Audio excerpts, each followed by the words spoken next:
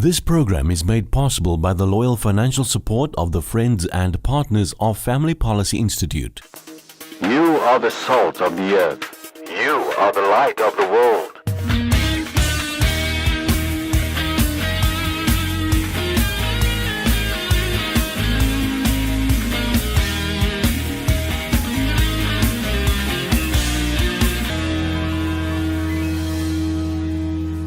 Good evening and welcome to the program. Thank you for joining us.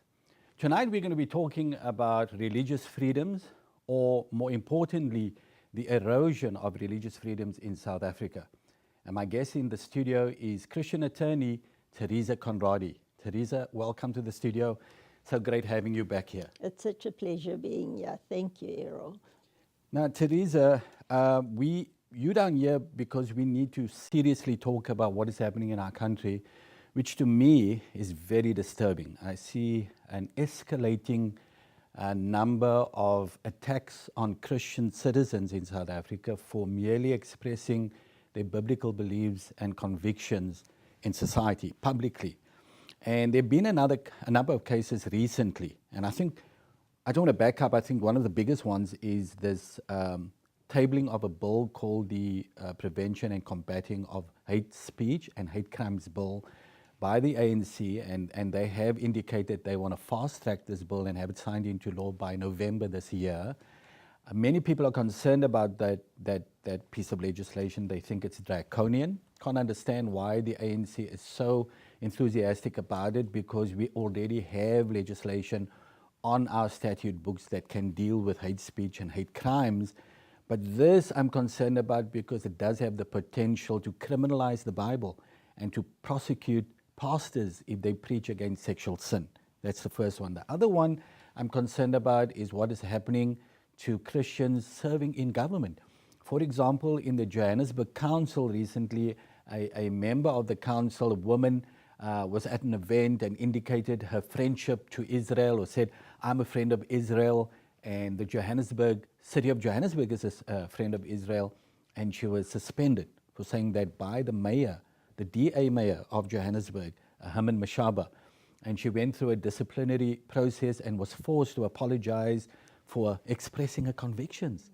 So I'm not sure what is happening to freedom of speech and expression in South Africa, but this is troubling. Then the DA mayor of George, a Christian DA mayor, was on a radio program, and they asked him about a homosexual choir that was coming to perform in George, and he said, well, you know, I don't agree with homosexuality because of my religious convictions, but I wish the choir well. So there was no attack on them. He didn't say anything derogatory, but the DA immediately suspended him and took him through a disciplinary process for expressing his convictions and his religious beliefs. And then in Cape Town, here in the Western Cape Provincial Legislature, the ACDP member of that provincial legislature, Ferlin Christians, stood up in the legislature and said, look, I'm concerned about this attack on the DA mayor of George for expressing his beliefs, what happened to freedom of religion, freedom of speech, and he was attacked. And they came out and said, we must censure Ferlin Christians for saying that, and he must go through a disciplinary process. And so what they're saying really, and what I'm hearing as I read all these articles, is that Christians have no right to disagree with sin, with anything. They cannot say it publicly because if they are, they're punished, they're suspended, threats to kick them out of their positions, and so it's becoming very frightening. So I'm worried about that. I just wanted your comment on all of that. Errol, you know, our Constitution is now more than 20 years old. And when we speak to the Americans, they laugh at us. They say, you've got a very, very young Constitution. They've got the first, second, third amendments to their Constitution. But the important thing, I think, is civil society's engagement in developing constitutional law. And if I have to be perfectly honest, I think Christians in our country have been extremely indifferent. They've been really complacent, and not understanding that if they want to protect and defend their rights, they must roll up their sleeves. So what are you saying? So we have the Constitution that was written and was signed into law in 1996 by then President Nelson Mandela. But that Constitution has to be developed. Are you saying that, for example, freedom of religion, that's what is enshrined in the Constitution, guaranteed in our Bill of Rights, but what does that mean? Is it up to the citizenry of South Africa to determine what religious freedom actually means?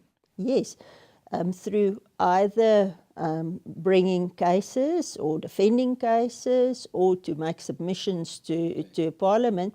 So if we look at the important sections of the Bill of Rights, of the Constitution, the one that's now really the topic of this discussion is Section 15. So that says everyone has the right to freedom of conscience, religion, belief, thought and opinion.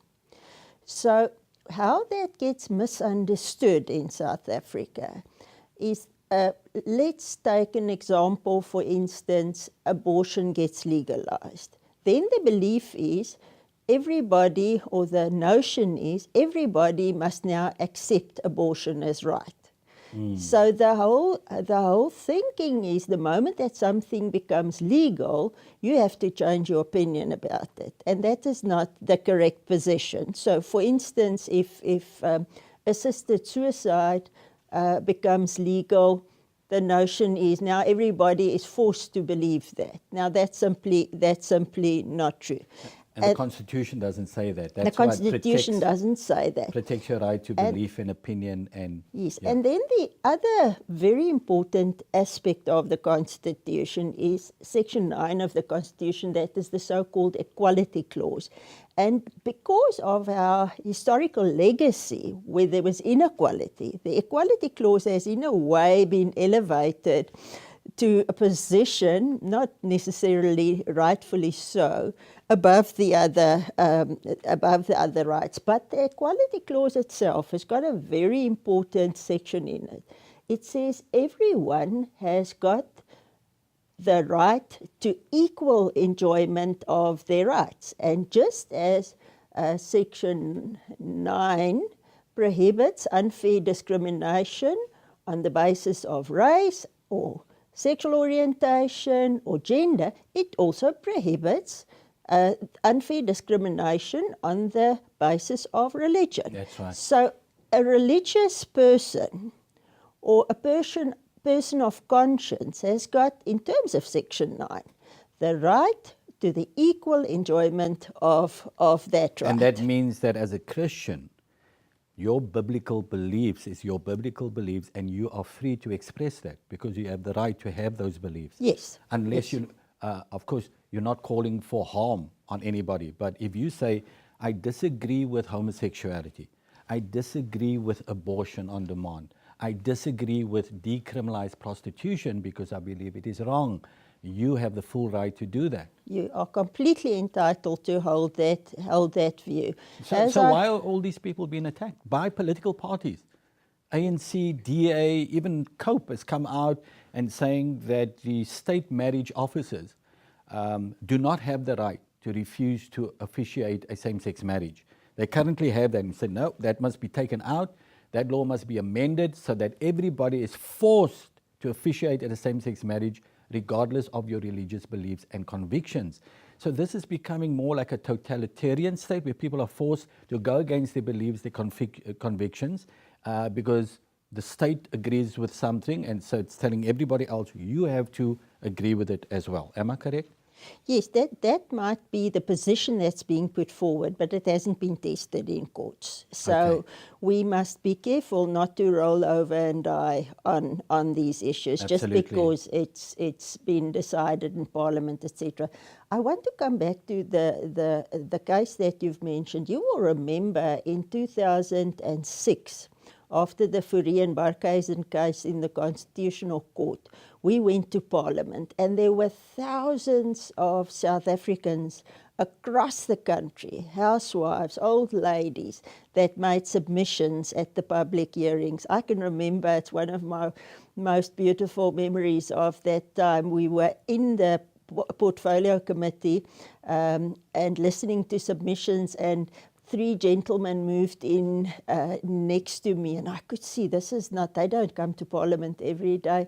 And when I asked them, it proved that they were fishermen from the West Coast. Wow. And they had come to Parliament to say, we do not want civil unions. But if I could, the one thing that the Civil Union Bill at that time, now an Act, gave recognition to, and from the communities of faith, they regarded that as their only win, is first of all that no denomination or no religion can be forced to solemnize or officiate a civil union or same-sex marriage. And similarly, in Section 6, no government official, no civil servant can be forced to do so either. Against their conscience. Against their belief. conscience. So there was a private member's bill brought by a member of Parliament, Deirdre Carter, from Cope, asking that Section 6 actually gets removed from the Civil Union Act, and that civil marriage officers should not be able or should not be entitled to object on the grounds of religion. So again, it's a political party pushing this agenda that Christians in this country have no right to their beliefs and their convictions. They have no right to do that.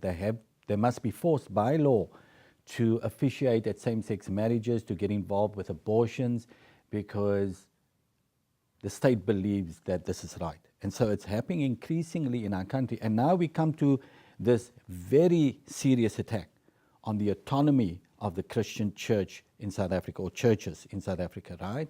And well, it's not only churches, I think it's religious groups across the board. It's all religion. So again, this attack on freedom of religion and belief and conscience and all of those things is coming under increasing attack. And this particular case comes out of the Dutch Reformed Church, and maybe you want to just start. We're going to, we have a few minutes to just talk about this, and then in the next segment, maybe you can just put some flesh to it and help us understand what this threat really is. But where does it start? Yes, in 2015, the Dutch Reformed Church had a general synod, and during the synod, a motion was moved, and it was accepted, that the individual congregations of the Dutch Reformed Church would have the right to decide for themselves whether that particular congregation would then solemnize same-sex marriage, and also that every congregation would have the right to decide whether, if their pastor would be homosexual, whether he or she needed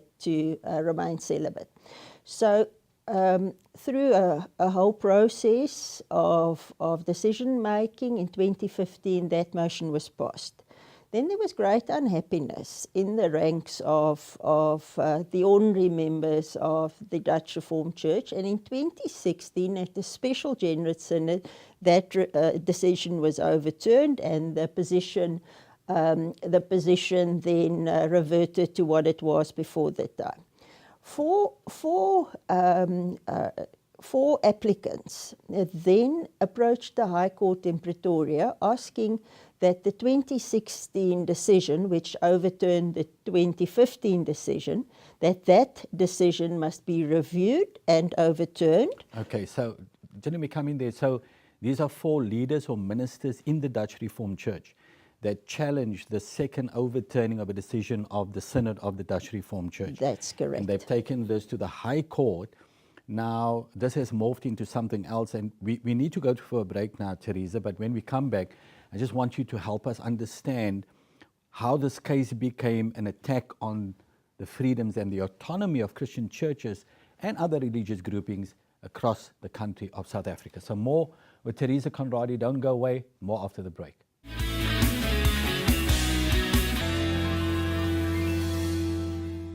Welcome back to the program. I'm speaking to Christian attorney Teresa Conradie, who is a champion fighting for religious freedoms and have been doing so for years in South Africa. Teresa is with Mapala, Mukati, Conradie attorneys in Pretoria, but she's always heading up fights to protect the religious freedoms of Christian citizens. So, Teresa, I always admired you. You're one of the people I look up to. I love what you do. You've inspired me. That's I'm humbled. Thank you. You inspired me. That's why when I see cases like this, I want to get involved because of people like you, the work you've done to protect marriage and family for many years. We owe you a great debt of gratitude for all you do, often at great sacrifice to yourself, personal sacrifice, where you have to take on pro bono cases free of charge and fight the case because of your convictions. And sometimes it costs you, but you do it anyway. So I just want to commend you and thank you for everything you do for the church. Thank you God for your bless you. support, Errol. Thank I you. really appreciate that. So we're now busy with the umpteenth attack against religious freedoms in this country. And so this case started in the Dutch Reformed Church. There were decisions made by the Dutch Reformed Church. It has been overturned, and now we have 4 leaders in that church, some of them homosexual, I believe, challenging this decision and wanting to overturn it, but now it's become something else. Tell us what that is. So the application for the review and the overturning of the decision made in 2016 by the Dutch Reformed Church, the issue that the applicants took mainly was a procedural one, saying that the order of procedure in the Dutch Reformed Church wasn't properly followed in the appeal, if one could call it that. But then it also raised certain constitutional issues to ask the question of whether the Dutch Reformed Synod actually has the right to discriminate against anybody on the basis of sexual orientation. So a group of Christian lawyers who have been fighting these fights for a very long time, and by osmosis you've become one as well, we were considering whether we should become amicus curiae, the friend of the court. Yes. Now, I must just perhaps explain what an amicus curiae is, what a friend of the court is. A friend of the court doesn't specifically support one of the two parties, because very often the facts in the case are not necessarily as important as the principle in the case. So the principle in the case is where the amicus curiae makes a very important contribution to assist the court to make a good decision. So we were considering it, and while we were considering the Commission for Gender Equality, which is a Chapter 9 institution like the Public Protector or the Human Rights Commission, yes. They made application to become friends of the court. And now we come back to the Civil Union Act that we were talking about, and the Commission for Gender Equality says in their papers that Section 5, which gives a denomination the right, or a religious marriage officer the right to refuse to do same-sex marriages, should disappear. Okay. In other words, saying that because of the right of a homosexual not to be discriminated against on the basis of sexual orientation, no church, no denomination, no pastor should have the right to refuse to do Okay, so that. let me put that in layman terms then. That what they're saying is similar to what Cope is saying, that because homosexual people are protected in the Constitution, that you cannot discriminate against people on the basis of sexual orientation, therefore no church religious groupings can refuse to solemnize same-sex marriages, refuse to have homosexuals in the church, in leadership positions, or whatever. You just don't have the right to refuse that. Yes. Is this a strong case? Is this? We do not believe so, Errol. We are now looking at European law. There's a very, very strong set of case law, decisions of courts in the European courts that protect and uphold the autonomy of churches. The same in Canada. In Canada, and our constitution evolved out of the Canadian constitution, the autonomy of churches is protected. Now let me just explain the word autonomy. Autonomy is to govern yourself. And to govern yourself means that you must be able to decide on your own doctrine. And doctrine is your teachings and what you believe, etc., etc. In other words, what I'm trying to say is one church may believe that baptism of children is the way to go. Another would believe that baptism through waters, through submersion, as an adult is the right way to do. That's doctrine. But they should have the right. They should have the to right make the to decisions on their own doctrine. Yes. Nobody can force them to think one or other way. Now I have, in the many years that we've been fighting these battles, also seen that even amongst Christians, we must not think that Christians all believe the same thing about abortion, about homosexuality, etc., etc. That's right. In other words, some people believe that one is born gay. Other people, Christians, believe that you're not born gay. Some people believe that through the redeeming love of Christ, you can be, your sexual orientation can change.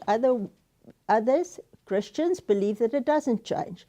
And who is right and wrong does not matter, but that we have to defend your right to believe that. Precisely. Because otherwise, no church can take a position on, or no Christian can take a position on abortion. No Christian can take a position on euthanasia. No Christian can take a position on legalizing prostitution, Yeah, and etc. Teresa, that is frightening because, churches making the decision on their own doctrines and belief systems and governing themselves accordingly is, I think, a fundamental right in this country. Because if you strip churches of the right to make those decisions, what happens then? If the government passes a law and legalizes euthanasia, legalizes dacha smoking, that means the church has to step in line then, because it's legal in the country, and so we have to go along with that. That's what this means. This is where it's going. So it is a serious threat against the autonomy of the church and other religious groupings that they won't be able to make decisions according to their beliefs and doctrines. And if the court, if this goes to the Constitutional Court, Teresa, and the court, because we don't know how they're going to rule, if they rule in favor of the application by the commission, the Gender Commission, then the churches could lose their autonomy. So you've formed an alliance. It's called the Alliance Defending the Autonomy of Churches in South Africa, ADAXA. Why did you form this? Right. Errol, because of what we're seeing as a real threat to the autonomy, the right to self-govern, the right to determine your own doctrine, the right to express your own doctrine, and express your own statement of faith. And we were speaking about the hate speech bill there. So it just is the next step. If you may self-govern, if you may determine your own doctrine, then you may also express what you believe. That's right. So they run together. And the Alliance Defending the Autonomy of Churches in South Africa was established, and during last week made application to the High Court in Pretoria to also become a friend of the court. What date was that application was made? The application was made on the application is the main application is going to court on the 21st of August. Okay. But this was just the papers filed in the court. So this case is going to be heard in the Pretoria High Court on the 21st of August. On the 21st So of we're asking August. Christians out there, please pray. We need intercessors and people to pray for the lawyers that is going to be defending this case, defending the autonomy of the church, because this case is going to be heard, as you've heard, at the Pretoria High Court on the 21st of August. So Teresa, Alliance Defending the Autonomy of Churches in South Africa, ADAXA, there are a number of groups already, denominations and Christian groupings that is part of this. Family Policy Institute, we very excited to say, is part of this. We're standing in solidarity with other churches and groupings, with Teresa and a team of lawyers to fight to defend the autonomy of churches in South Africa. So who's part of it and how can others become part of it? Yes. Errol, there are now, say, 6, 7 initial members, and we're very proud that they put up their hands so very quickly, because all of this was was really under very, very tight time frames, but the Evangelical Alliance of South Africa has come in. The Reverend Masentla actually serves as the chairperson of ADAXA. Then the Christian Lawyers Association of South Africa, Family Policy Institute, as you've said, the Council of the Charter of Religious Rights and Freedoms. Now that's an important one. It is. That represents not only the Christian religion, it represents around 20 million people across the board, because Yes. although the attack is now on the autonomy of the Christian church, exactly the same will apply for the other religions groupings in the country. Yes. The African independent churches, which is very, very encouraging, the Reformed Church of South Africa. I hope I'm not forgetting anybody now, but we would very much appreciate it if this membership can just grow, because it's very important for the church as a, and I use it in the broadest sense of the word, for the church to demonstrate that we're in agreement, and that we want to protect. Yeah. So we even past 21 August, we believe that this matter will most probably not end in the High Court in Pretoria, and that it could go all the way up to the Constitutional Court. So we would really want more and more people to join, churches to join us. So it's churches, it's denominations, Christian denominations, it's Christian groupings, ministries, all of that. So if you want to be part of the alliance defending the autonomy of churches in South Africa, ADAXA, you can become a member of this group, because what it says is we're all standing together. We're all standing together as the church, and we want to protect the autonomy of the church, because we believe that religious freedom, belief, association, all those things is enshrined in our constitution. And once we lose our freedom of religion, we lose everything in this country. This is a fundamental right in any democracy.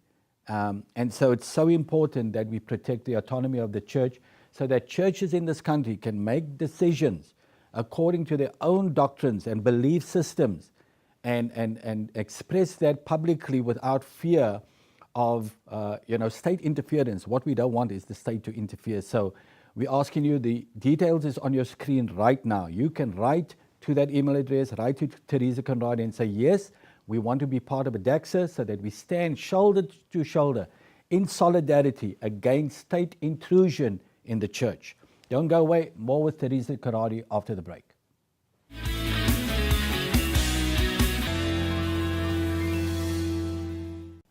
Welcome back to the program. I'm speaking to Christian attorney Teresa Conradie, that has formed the Alliance Defending the Autonomy of Churches in South Africa, ADAXA, and this is to specifically protect the autonomy of churches in South Africa, so they can govern themselves according to their own belief systems and doctrines. Teresa, you're doing such a great job once again. But we need more denominations and Christian groups and ministries to join this, so that our government and the media out there needs to see the church, the Christian church, standing together and say, look, we're not against other people's rights. However, we don't want our rights taken away from us, and we must stand together in solidarity. So we're asking Christians and ministries, churches, to get involved, to be part of ADAXA. And the email address is on your screen right now. Write it down and email Teresa and say that we want to be part of this. So we must have at least 1,000 groups, denominations, organizations standing together in ADAXA saying we want to protect the autonomy. So please, right now. Teresa, is there any cost to be part of this group? Absolutely not, Errol. The cost is your prayers. Christians across the country, we ask people to contribute within their means, but there's not a minimum. So there's no charge to be part of this. You can just join the group and be part of it. Okay, so you said there is contributions that people can make. That's very important, because I know, being working with you on these cases right back to the Civil Unions Bill in 2006, that this can be very expensive. Going to court, defending these cases, number of lawyers, the work involved in it, it can amount to millions. Yet, many times you take all of this on your own, you do it pro bono, you get other people involved, and it costs you. But I'm asking the church out there, I'm asking Christians out there, I'm asking business people, pastors, will you please contribute to this cause? It is a cause to protect your autonomy, the autonomy of the church, and that is all of you. If you're a Christian, you're a member of the church, and you saying, I want to protect my autonomy to make decisions according to my doctrines and the word of God. So important. So that's why getting behind Teresa and the team of leaders, brilliant team of leaders that she's put together to defend this case in the Pretoria High Court on the 21st of August, we need to get behind it. So if you can, whatever, according to your means, please make a donation, a contribution. The banking details on your screen right now. Please write it down, send it to other people and say, help. Every little bit helps. Whatever you can give towards this. And we can all shoulder the burden here, 100 Rand, 200 Rand. Some can give 500, some can give 1,000. There are people that can give 50,000 Rand. We know you out there. Please help. Give. These cases are expensive. You need to get the lawyers. There's a lot of preparation. But the one thing we cannot do is lose this case.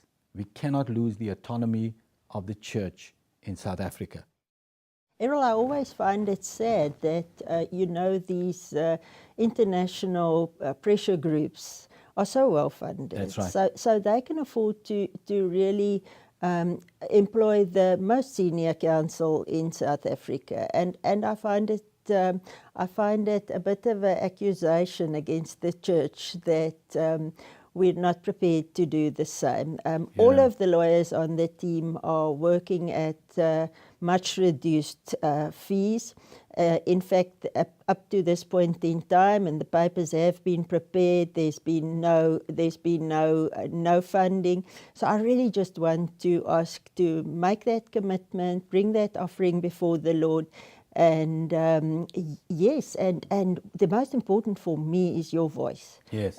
Join us so that there can be a real united voice in South Africa. I agree. I mean, we met 2 years ago and we formed the Institute for Public Justice for this very purpose, Teresa. A group of Christian lawyers coming together to fight these cases. And we do it for all Christians in this country. Yes. And as you said, I'm also surprised to see when these groups, the special interest groups, come against the church to take the rights away from the church. They have millions and millions of rands to hire the top lawyers in the country. And yet the church, Christian lawyers standing up to defend our hard-won fundamental rights, freedom of religion, belief and thought. When the Christian lawyers stand up, then they don't have the money. There's very little money for them to stand up against these, wealthy organizations. And that shouldn't be anymore, Teresa. This must stop. The churches must get behind ordinary Christians. If every Christian gave 20 Rand to this cause, you'd have millions. Lots of little. Everybody can give something because we're all in this together. Because if these groups win against the church, we're all affected. Every single Christian is affected by this. We were talking earlier about the number of cases coming against wedding venues. Yes. It is so alarming. It is so disturbing, so troubling. Because even at the negotiations on the Civil Union Bill, the one thing the homosexual lobby said is that it's a civil union, it's got nothing to do with the church won't be harmed. But now we see all these cases coming against wedding venues, and others, from homosexual lobby groups, suing them for not accepting them and saying you cannot stand on your religious beliefs and convictions. You have to do this. Tell us a little bit about those cases. There are a number of cases that have been brought either in the Quality Court or at the Human Rights Commission over the last number of years, where wedding venues that are owned by Christians that do not want to host same-sex weddings have been forced to do so. And some of them, and this is incredibly sad, are prepared to actually now close down their venues to try and remove that threat that they have to their reputation. And then again, we isolate Christians when they get into that dilemma. So in many cases, some of these wedding venue owners have just given up because there is just not enough money to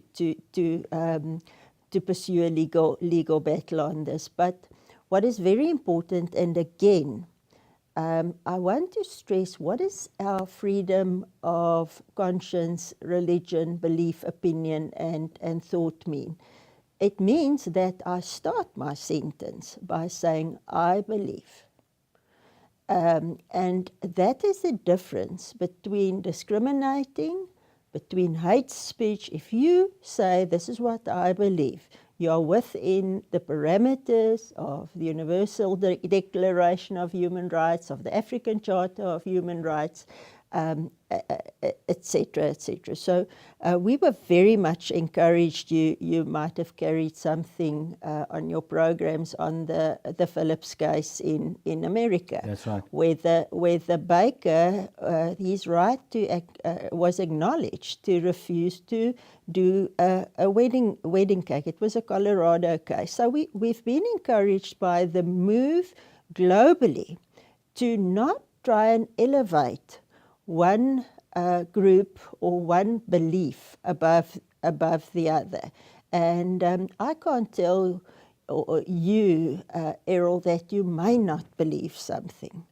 I can differ from you, I can debate it with you, I can argue with you, but I have no right to tell you that you may not believe that it's not good for you to do anything. Absolutely. And that's what we need to understand. It's an erosion of fundamental human rights. It's telling people that their deeply held religious beliefs, their convictions, they have to change that. So is this a conflict of two constitutional rights? Because Christians have the constitutional right to believe what they believe, religious freedom, thought, belief, all of that. And homosexual people have constitutional rights. Nobody can discriminate against them on the basis of sexual orientation. So now those two rights are coming into conflict. Is that what it is? And does one have to be subservient to the other? Is that how the law works? I would not like to illustrate it as a conflict. I would like to illustrate it as a balance.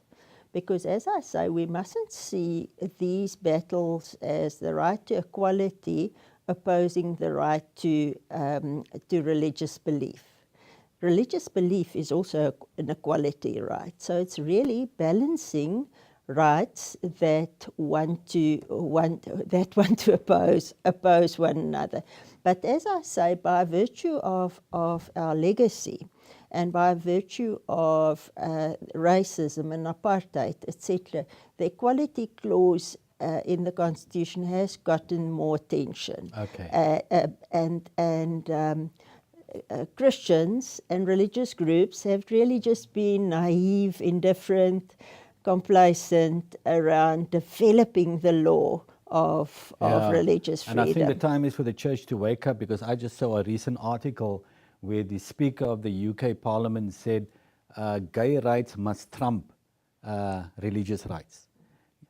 Hillary Clinton, when she was running as President of the United States, said gay rights is human rights and human rights is gay rights, and that the church will have to change their thinking and their belief system because they have no right to disagree with homosexuality. And many have said that in Western European, liberal Western European nations.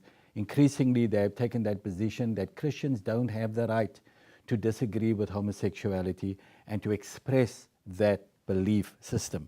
And so it's forcing religious people to comply with a lifestyle and a behavior that they believe is wrong and sinful. And that obviously is an attack on the human rights of people. When you attack their belief system, you attack the very core of who people are. You cannot force people to believe something they believe is wrong. And I believe this is where this government is going. So, Teresa, once again, sorry, you wanted to say Yes, something? just finally, the Dutch Reformed Church case is a very good example for us, where we have to acknowledge the Dutch Reformed Church's right to determine its own doctrine, its own belief system. So if they've gone through the right processes and they've come to the decision that they are accepting same-sex marriage, that is the autonomy of the Dutch Reformed Church. Whether we agree with it or whether we don't agree with it, that is what we are fighting defending, and that is why I'm saying it's a balancing of rights. Yeah, I don't necessarily have to agree with you, but you do have the right to make your own decisions. Absolutely. Because God gives us the right, the free right and will That's the beauty. to make our own decisions. But the decisions, there's consequences for our decisions, and we face God for that. But you cannot take somebody's right away to make their own decisions. You can advise them, you can give them counsel, but you cannot force people. And that's, I believe, what is happening with these court cases. You're To absolutely strip the right. church of its autonomy to make decisions according to its own belief system and doctrines. And so we're fighting that. We're part of Family Policy Institute, and many other prominent Christian groups are part of ADAXA, and we want you to be part of that as well. Your church grouping, your denomination, your ministry, whatever it is. The email address is on your screen right now. We want you to email Teresa and say, we want to be part of this. We want to show a united and strong front to this attack on the autonomy of the church. We're also asking you to please give to the lawyers fighting this case. It is very expensive, so every little bit helps. So whatever you can get, the banking details is on your screen right now. Whatever you can give, please give, and God will bless you as we stand together to protect what is right in this nation.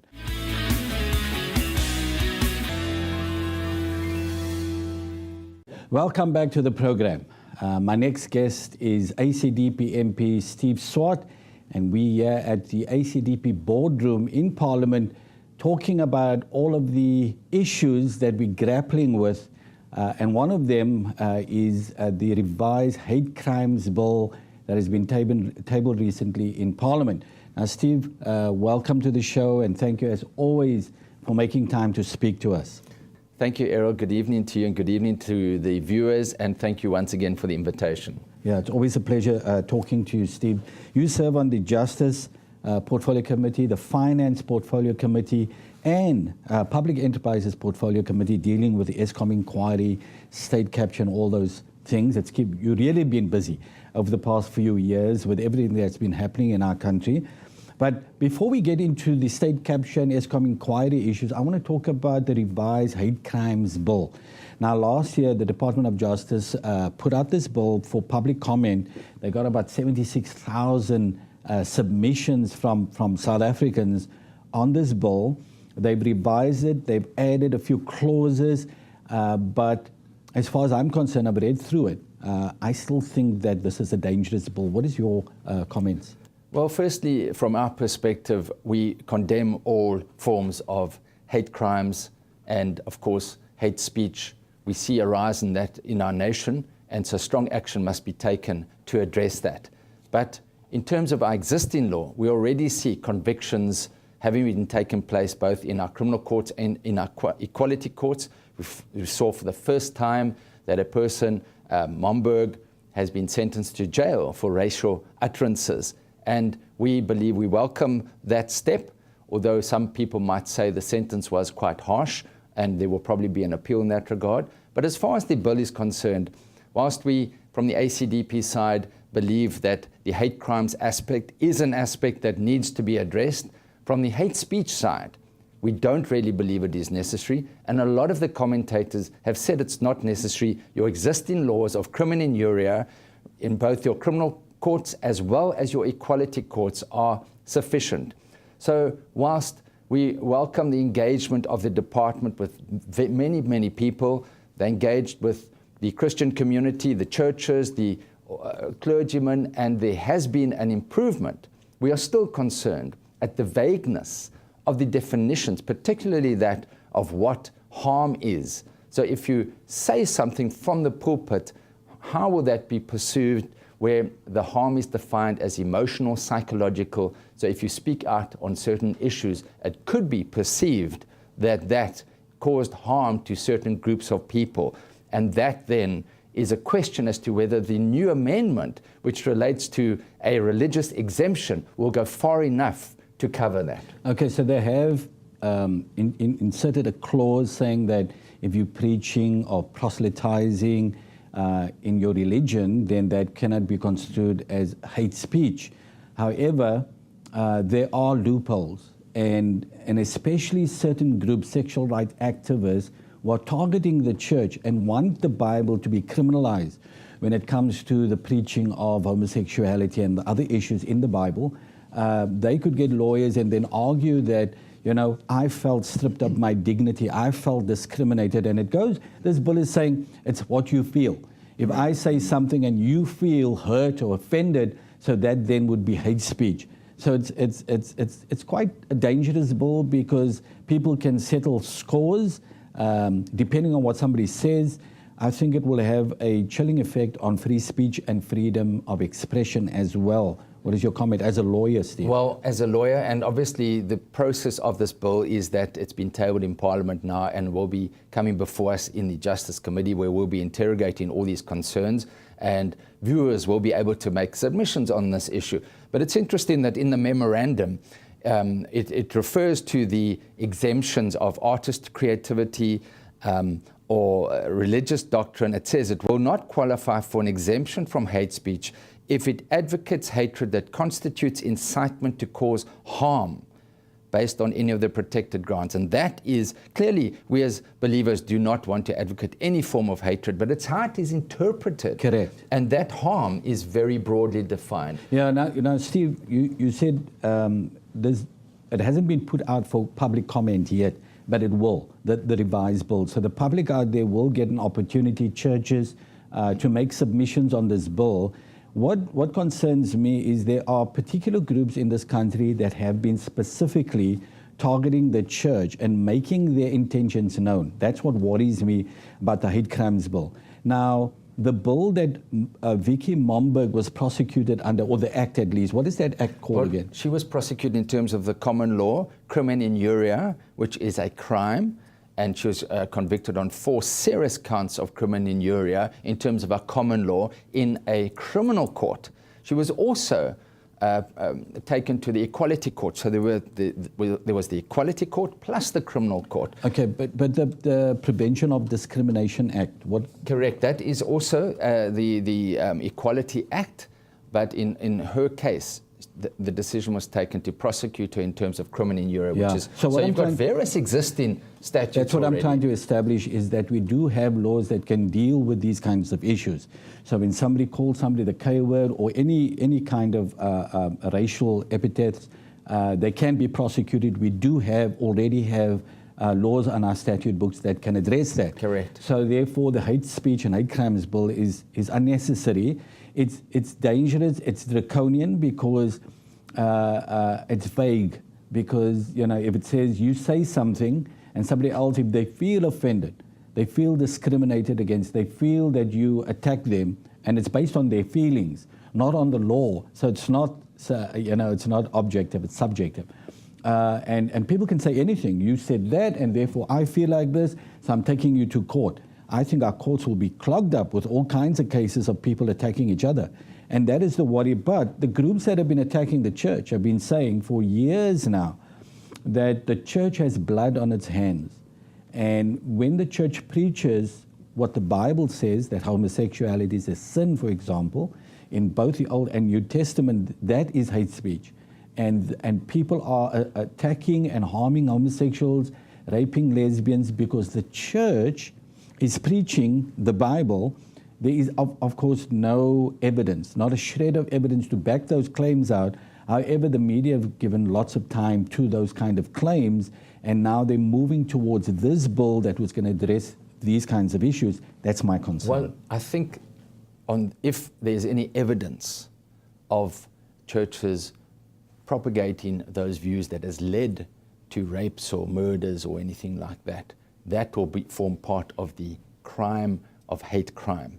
So that's why we, from our side, welcome the first aspect, which will make it an aggravated sentence if a murder or a rape is committed against a lesbian person or something, and purely because they are homosexual.